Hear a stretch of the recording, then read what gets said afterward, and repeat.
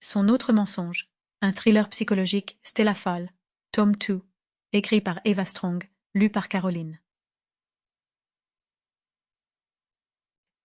Chapitre 1.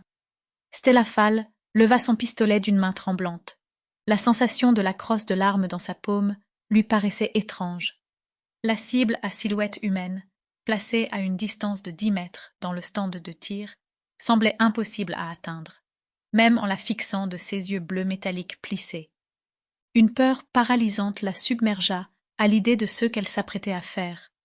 Son inscription au programme de formation des nouveaux agents de l'académie du FBI avait été une folle décision.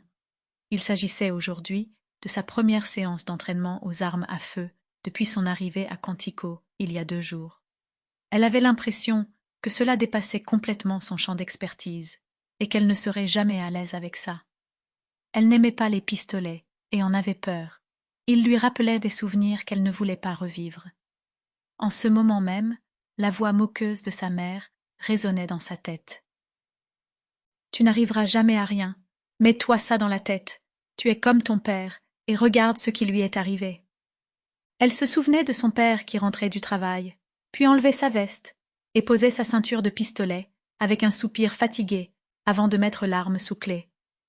Lorsque sa mère commençait à lui crier dessus plus tard dans la soirée, au cours d'une de leurs disputes inévitables, Stella se recroquevillait dans son lit et fermait les yeux en priant pour que Rhonda Fall ne trouve jamais la clé de ce placard.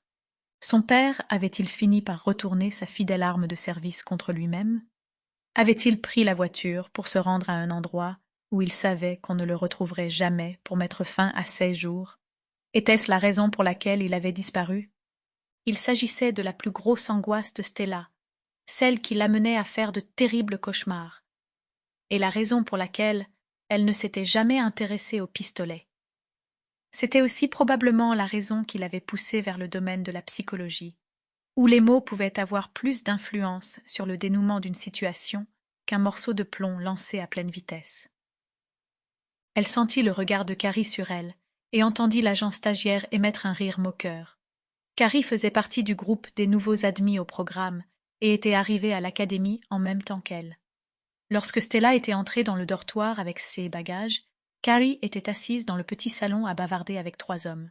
« Je suppose que vous serez obligé de tolérer la présence d'une fille dans votre classe, » avait-elle dit en plaisantant d'une voix pleine d'assurance au moment où Stella avait franchi la porte. Puis Carrie avait lancé un regard en coin et, en voyant Stella, elle avait plissé les yeux. « Ou celle de 2 filles, peut-être » avait ajouté l'un des hommes d'un ton également amusé. Sample complete. Ready to continue?